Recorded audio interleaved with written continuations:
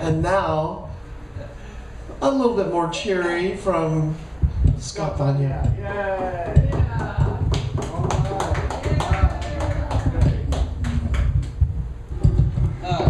I've recently started, I think everybody here is on my mail-out list, I think, except Jabo and except Monty. I've recently started distributing in my emails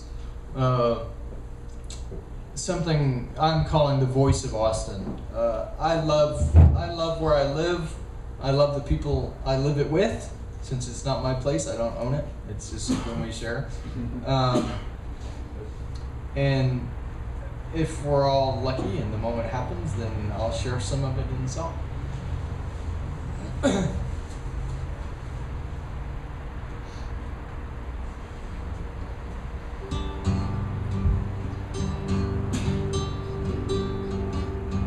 First we have to find what the tune is.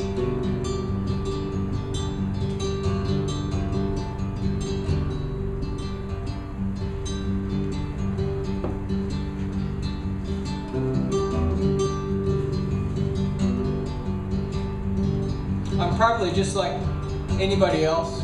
Probably. Maybe not. Only in the sense that everybody else is just as exceptional as I am.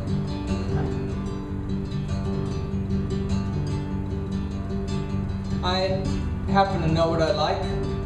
When I step in a shower and it's too hot, I turn it down. I like whole milk, not 2%. I like sugar in my coffee. I like hand-rolled cigarettes better than not. I like live poetry the best. Yeah. I like living people better than dead, though the great majority is all dead. I like the scene in The Little Buddha when they're all at that pavilion and it's a dome. It's a dome and there are prayer wheels surrounding it. And one of the monks says, "Look out! See all these people circling the prayer wheels with their hands so adamantly touching it, giving their prayers, and there's a child running around. He's just recently found a friend." He says, "You should think, because 100 years from now, none of us will be here." He says, "That's impermanence." This morning we all woke up, even though half the planet right now is sleeping.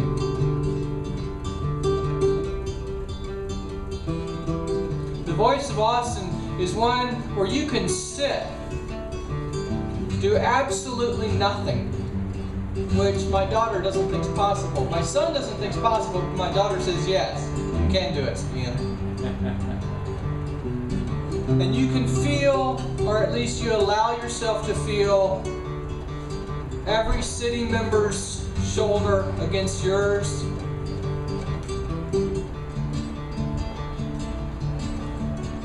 Every joyous child's laughter issuing out of your every breath. The voice of Austin means you can go to an open mic, listen to over 120 poets like I've done, capture them all on film, and know that there's a single love coming out of every single one of them. And I admit they all sound different. Fonty sounds different than Thom, and Jabo sounds different than Patricia and Jen and Anaya and me, Anya and me. But the love for it, the love that says, we're going to make mistakes, we're going to be silly, we're going to wear tattoos over half our body, we're going to drive cars that cost $100,000. We don't care. Because we accept. I got rejected so many times in my poetry, I decided, yeah, I don't think it's worth it. So I started publishing on the internet. Nothing rejection there.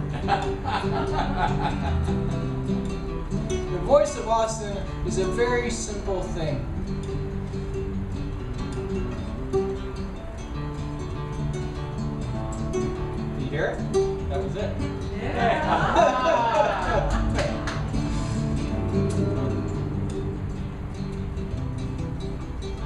come to open mics because there are people who love the anthem and I love them. I love anybody who would have the courage or lack of reason to get up on a stage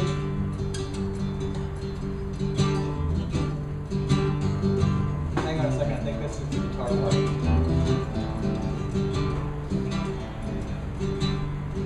And allow themselves to be heard.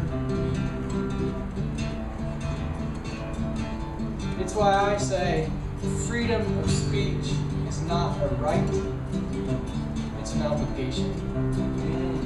Inside every single human spirit is somebody waiting to tell their story. And every single individual human being, and I'm going to tell you first off, tomorrow I'm going to be a bird. I would say that's what I'm going to be tomorrow.